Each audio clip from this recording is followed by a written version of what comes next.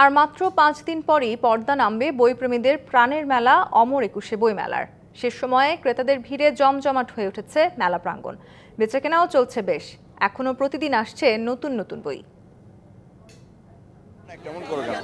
শেষের দিকে এসে জমে উঠেছে বইমেলা। বিকেল গড়িয়ে সন্ধ্যা নামতেই মেলায় বইপ্রেমীদের উপচে পড়া ভিড়। বিভিন্ন বয়সের মানুষের হাতেই বইয়ের ব্যাগ।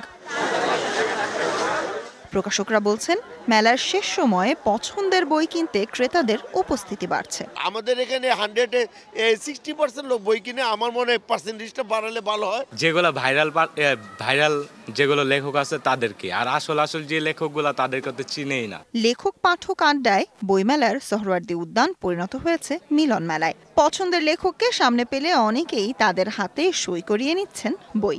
এটার জন্য আমরা অপেক্ষা করে বসে থাকি এবং যখন অক্টোবর মাসটা আসে তখন তো বই ছাপা শুরু হয়, তো তাড়াতাড়ি সবকিছু আসলে মানুষের তো মনের কোনো পরিধি নাই, কত রকম তার অনুভূতি। এটা একটা অনুভূতি আমি প্রকাশ করলাম। সবকিছু খুলে বলতে নেই, আবার যেগুলো বলার সেগুলো না বলতেও নেই। গল্প,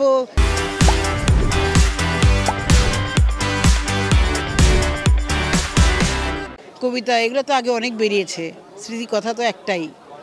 মেলার শেষ সপ্তাহেও আসছে নতুন বই। এবারের মেলায় ভিন্নধর্মী গল্প, উপন্যাস, কবিতার প্রাধান্য দিয়েছেন লেখকরা। বাংলাদেশের জার্নালিজম প্রেক্ষাপটে এবং বাংলাদেশের জার্নালিজমকে কাঠগড়ায় দাঁড় করানোর জন্য এর চেয়ে আমি বলবো যে আরেকটা বেটার বই নাই।